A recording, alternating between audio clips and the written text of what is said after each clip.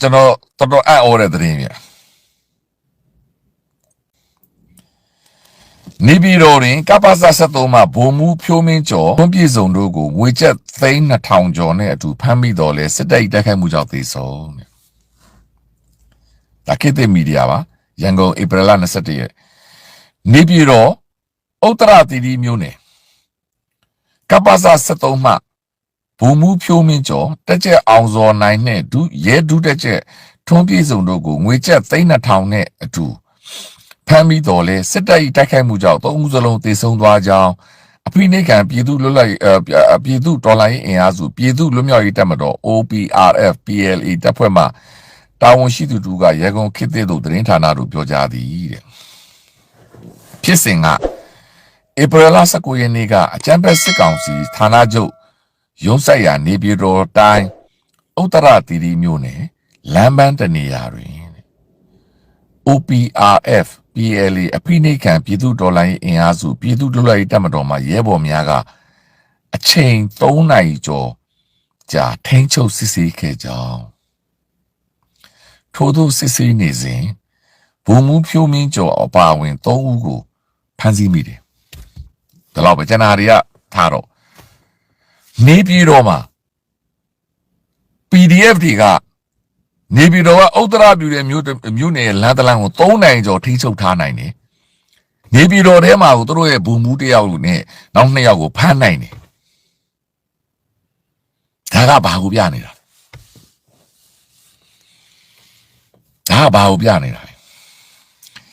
နေပြည်တော်ဒီမလုံခြုံတော့ဘူးဆိုတော့ပြနေပြီ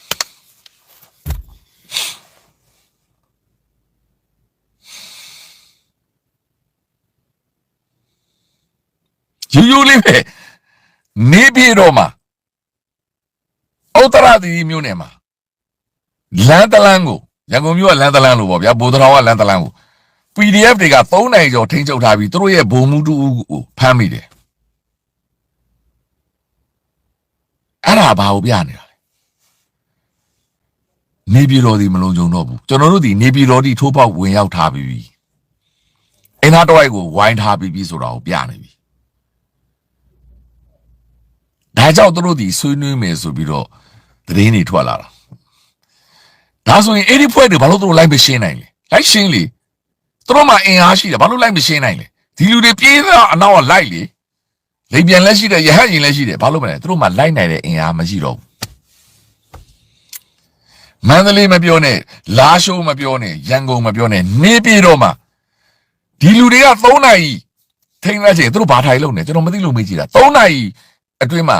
မင်းအောင်လိုက်စီကိုသတင်းမရောက်ဘူးဟာဒီမှာနေပြည်တော်မှာ PDF တွေရောက်နေပြီ3နာရီကြာတဲ့အချိန်မှာသူတို့ဘာထိုင်လို့နေလဲ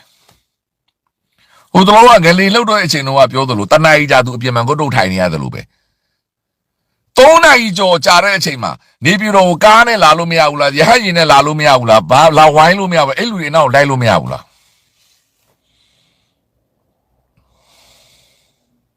အဲ့တော့သူတို့နေပြည်တော်ကိုတော့သူတို့မထိချုံနိုင်တော့ဘူး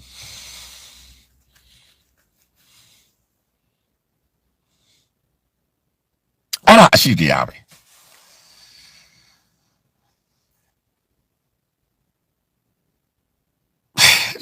ကျွန်တော်အဲ့သတင်းကိုကြည့်တဲ့အချိန်မှာဟာကျွန်တော်အဲ့လိုသက်စင်စားသတင်းတွေကတော့အားရစရာပေါ့ဒါပေမဲ့နေပြည်တော်မှာသူတို့ဌာနချုပ်ကြီးရှိနေတဲ့နေရာ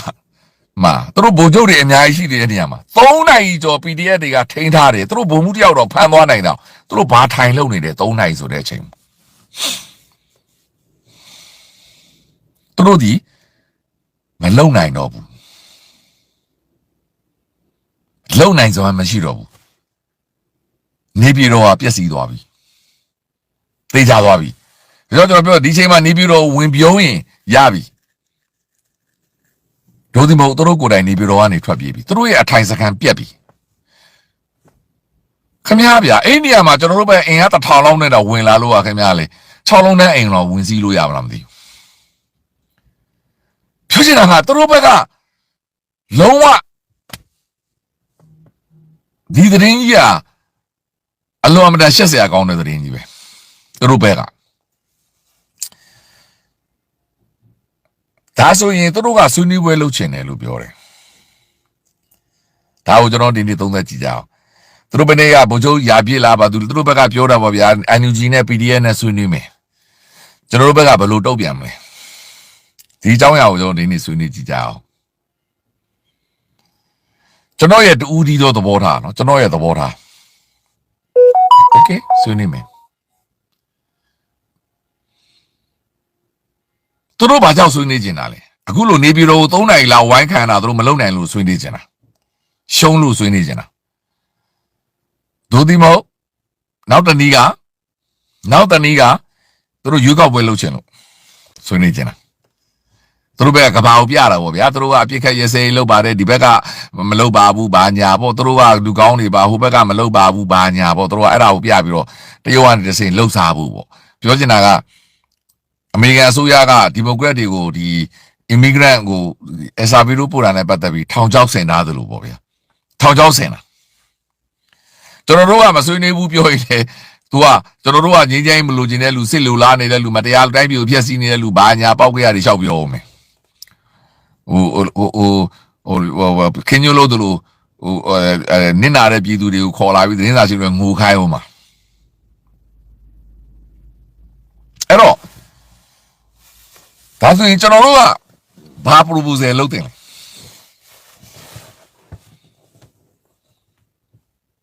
ဒါကျွန်တော်ရဲ့တူဒီတော့အမြင်အဲ့တော့နေပြည်တော်ကို3နိုင်ကြာဝင်စီးထားပြီးအေးလမ်းကိုဝင်စီးထားပြီးသူတို့ဒီကဘုံမူတူတော့ကုတ်သွားနိုင်တယ်ဆိုတော့အနေအထားဟာသူတို့ဘက်ကဘလောက်ထိရှုံးနေပြီလေဘလောက်ထိတုတ်ပြန်နိုင်တဲ့အင်အားမရှိတော့ဘူးလေသတင်းမသိတော့ဘူးလေ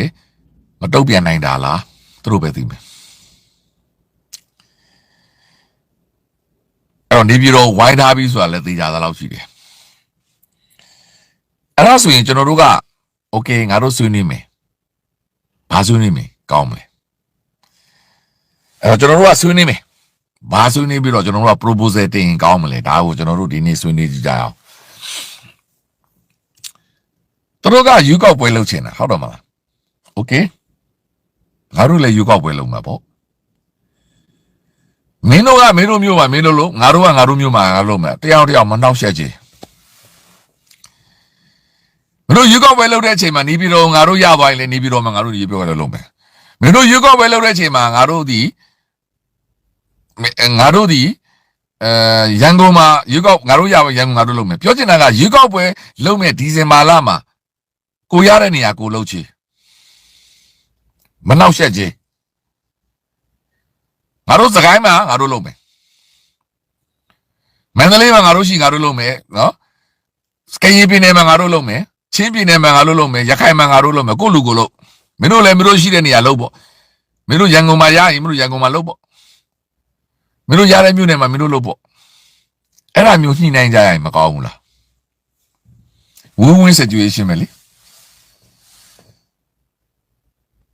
မနှောက်ယှက်ချင်မချင်တဲ့ရင်မင်းတို့ပြောတဲ့တရုတ်လာခဲ့ငါတို့နေမြေမှာလည်းမင်းတို့တရုတ်လာပြီးတော့လာကြည့်မင်းတို့နေမြေမှာလည်းမင်းတို့လာကြည့်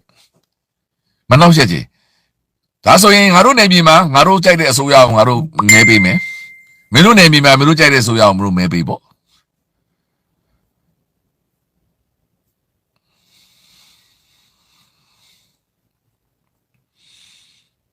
ဟုတ်ဘူးလားမနှောက်ယှက်ကြည့်အဲ့တော့မင်းတို့လည်းဒီမိုကရေစီလိုချင်တယ်ငါတို့လည်းဒီမိုကရေစီလိုချင်တယ်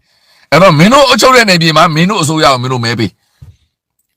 မင်းတို့မဲပေးခိုင်းပေါ့ကြားဖို့ကိုငါတို့အချုပ်တဲ့နေပြည်မှာငါတို့ပါတီထောင်မယ်ငါတို့အစိုးရအောင်ငါတို့မဲပေးခိုင်းမယ်ပြောချင်တာကငါတို့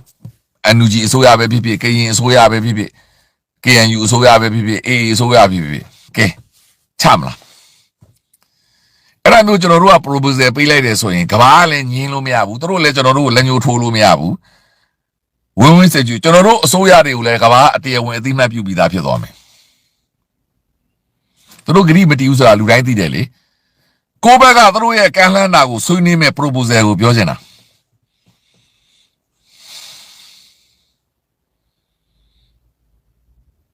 အဲ့တော့မိုးကုတ်ကိုကျွန်တော်တို့မဲပေးခိုင်းမယ်နော်က ကလေးတို့ဘာတို့ချင်းစကိုင်းတိုင်းအားလုံးချင်းပြည်နယ်အားလုံးကျွန်တော်တို့ကကိုယ်ဆိုတာချင်းဆိုရချင်းမဲပြီးအင်းဒီမဲပေးမဲ့အချိန်ပေါ့တစ်ပတ်လားနှစ်ပတ်လားအားလုံးအပြစ်ခတ်ရက်ငါတို့လည်းမတိုက်ဘူးမင်းတို့လည်းမတိုက်နဲ့မင်းတို့လည်းမဲကိစ္စပဲလို့ငါတို့လည်းမဲကိစ္စပဲလို့မယ်အဲ့တော့ကိုကြီးတို့အုပ်စုကဆေးအာနာရှင်ရှိတဲ့နေရာမှာမဲတော့ပြီပေါ့ဒါမင်းတို့ဆေးအာနာရှင်ပါတီပေါ့ကျွန်တော်တို့ဘက်ကနိုင်ငံရေးသမားတွေကကျွန်တော်တို့ဘက်ကမဲပေးမဲ့ပြည်သူတွေကကျွန်တော်တို့အုပ်ချုပ်ထားတဲ့ပြည်နယ်မှာရှိတဲ့အစိုးရတွေကိုမဲပေးပေါ့အဲ့ဒါဆိုရင်တစ်ချက်တည်းနဲ့စေချက်ကုတ်ဖြစ်ပြီးသားဖက်ဒရယ်အစိုးရလည်းပေါ်လာမယ်တစ်ချက်တစ်ပြိုင်နက်တည်းပြည်သူတွေကိုကြမှာကိုဖန်တီးနိုင်တယ်ပြည်သူတွေရွေးချယ်တဲ့ကရင်ပြည်နယ်အစိုးရရခိုင်ပြည်နယ်အစိုးရစကိုင်းအစိုးရအေရဝတီအစိုးရရှမ်းအစိုးရရှမ်းမြောက်အစိုးရပေါ့ဗျာကချင်အစိုးရချင်းအစိုးရကရင်နီအစိုးရမွန်အစိုးရတနင်္သာရီအစိုးရတပြိုင်တည်းပေါ်မှာမလို့တို့လည်းမြင်ပါတို့လိန်တာတို့ကိစ္စလေကျွန်တော်တို့လုံးမှာမဟုတ်တာတို့ထိန်းချုပ်တဲ့နေရာမှာတို့မဲပေးတို့ရွေးကောက်ပွဲလို့ကျွန်တော်တို့ထိန်းချုပ်နေရာမှာကျွန်တော်ရွေးကောက်ပွဲလုပ်မယ်တို့ထိန်းချုပ်တဲ့နေရာမှာတို့ကလူကြမ်းဖို့ပဲပေးကိုကြီးပဲပေးတတ်ခိုင်ပဲပေးအေးမောင်ပဲပေးတို့ကိစ္စအဲ့တော့အုပ်ချုပ်တဲ့ဒေသရဲ့တို့အစိုးရဖြစ်တို့ကရန်ကုန်အစိုးရရမှာပေါ့နေပြီးတော့ကျွန်တော်တို့ကကြတော့ကျွန်တော်တို့နယ်မြေမှာကျွန်တော်တို့အစိုးရကိုကျွန်တော်တို့မဲပေးမယ်ကျွန်တော်တို့နိုင်ငံရေးပါတီကိုကျွန်တော်တို့မဲပေးမယ်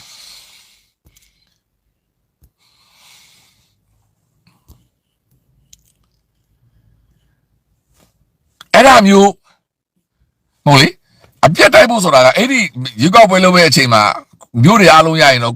ကိုဆိုရကိုမဲပေးပေါ့ကျွန်တော်ပြောတာကဒါwin-win situation ပဲလေအဲ့ဒီချိန်မှာကျွန်တော်တို့ရန်ကုန်မရသေးဘူးနေပြည်တော်မရသေးဘူးဆိုရင်မတတ်နိုင်ဘူးလေတို့နေမြေတို့မဲယုံထောင်ကျွန်တော်တို့နေမြေကျွန်တော်မဲယုံထောင်ပေါ့အဲ့တော့အဲ့ဒါမျိုးကျွန်တော်တို့ဘက်က proposal တင်လိုက်ရင်ကဘာကလည်းလက်ခံမယ်တရုတ်ကလည်းလက်ခံမယ်ညင်းမရဘူးကျွန်တော်တို့ဒီမိုကရေစီကိုညင်းတာမဟုတ်ဘူးရွေးကောက်ပွဲကိုညင်းတာမဟုတ်ဘူးအပြစ်ခတ်ရက်စဲကြီးကိုညင်းတာလည်းမဟုတ်ဘူးလုံးမလားစိန်ခေါ်မလားလို့မေးကြည့်လိုက်ရုံပဲလေ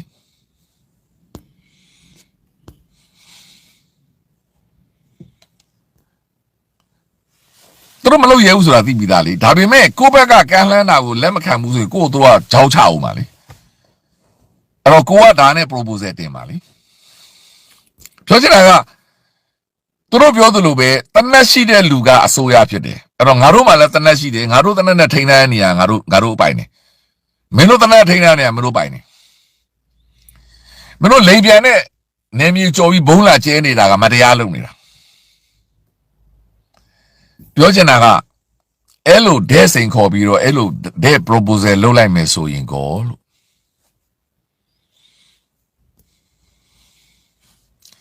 အစိုးရနေရမကောက်လေအစိုးရ10ရက်လောက်ဖြစ်သွားမှာလေဘာဖြစ်လို့လဲဆိုတော့ကရင်ပြည်နယ်မှာကရင်အစိုးရထွက်လာမှာလေစကိုင်းမှာစကိုင်းအစိုးရထွက်လာမှာရခိုင်မှာရခိုင်အစိုးရထွက်လာမှာဖက်ဒရယ်အစိုးရအော်တိုမက်တစ်ရသွားမှာဟိုနိုင်ငံတစ်စိတ်လုံးကတော့တို့ကင်ထားပါစီအောင်ကျွန်တော်တို့လူယူမှာလေရေကောက်ပွဲပြီးသွားတဲ့ခါကျမှပြန်တိုက်မယ်ပြန်တိုက်ပြီးမှအဲ့ဒီတို့ကိုပလင်မောကနေဆွဲချမယ်လေ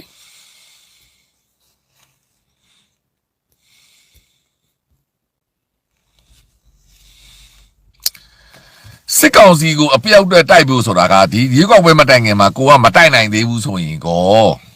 ဒါကိုကျွန်တော်တို့ထည့်စဉ်းစားရမှာလေတိုက်အခုလည်းတိုက်နေမှာပဲရေကောက်ပွဲလုံးမဲ့အချိန်မှာကိုကအပြုတ်တိုက်ထားပြီးဆိုရင်တော့ဒီဥစ္စာ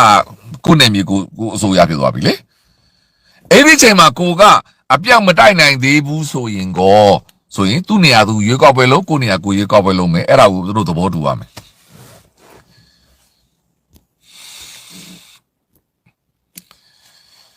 ဒေါ်ဆန်းစုကြည်ကိုလှုပ်ပေးဖို့ကကျွန်တော်တို့အပြေအဝထောက်ခံတယ်ဒါပေမဲ့ဒေါ်ဆန်းစုကြည်ကိုလှုပ်ပေးမှရွေးကောက်ပွဲဆွေးနွေးမယ်ဆိုတာကြီးက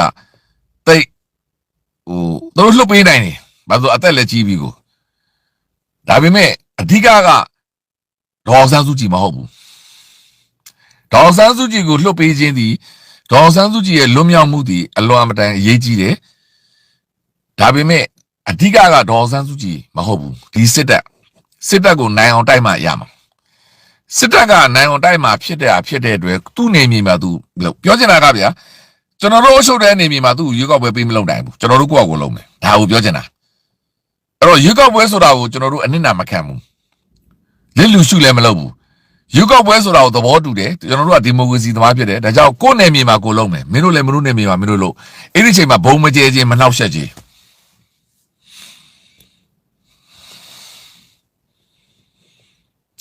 ဒေါ်ဆန်းစုကြည်ကဒီကောက်ပွဲနဲ့ကိုမဆိုင်ဘူးဒီဆွေးနွေးပွဲနဲ့ကိုမဆိုင်ဘူးချက်ချင်းလှုပ်ပေးရမှာဒေါ်ဆန်းစုကြည်နဲ့မတရားဖန်ဆီးခံတာတော့သမရကြီးအပါဝင်နိုင်ငံရေးအကျဉ်းသားတွေအားလုံးကိုချွင်းချက်မရှိလှုပ်ပေးရမှာဘာချွင်းချက်နဲ့မှမဆိုင်ဘူးရွေးကောက်ပွဲလှုပ်ချင်းမလှုပ်ချင်းဘာနဲ့မှမဆိုင်ဘူးလှုပ်ပေးရမှာဒါသက်သက်သူတို့မလှုပ်ပေးရင်ကိုယ့်အကူသွားပြီးတော့ကဲထုတ်ရမှာပေါ့ဒါသက်သက်ပေါ့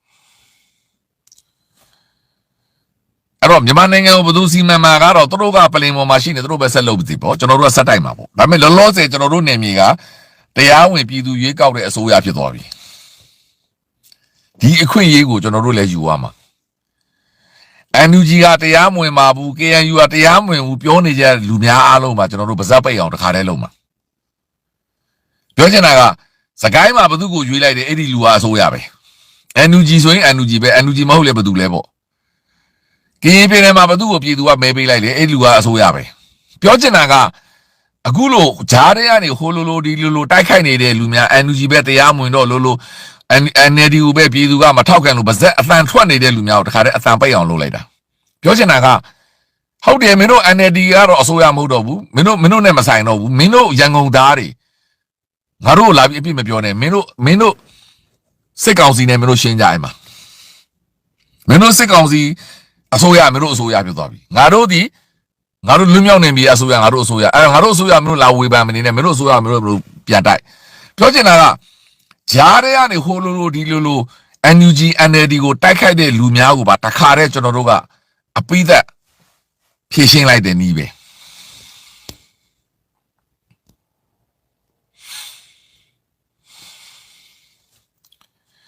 အဲ့တော့မှန်တယ်လေသူတို့ကိုမယုံဘူးသူတို့ဘုံကျဲမှာဒါသိပြီးသားလေသူတို့ဆွေးနွေးချင်တာကိုက proposal နေနဲ့ပြန်ဆွေးနွေးပြရမှာတခုကရှိရမှာလေအဲ့တော့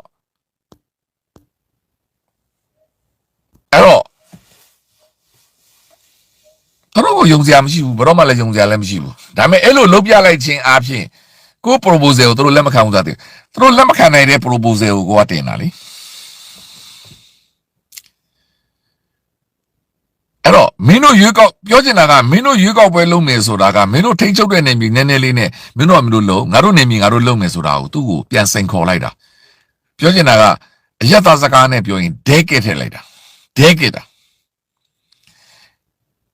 ဒီမညီလေးပြောချင်တာကလူကြီးတယောက်စကားနဲ့ပဲညီမညီလေးရွေးကောက်ပွဲလုပ်ချင်တယ်ဆိုတာ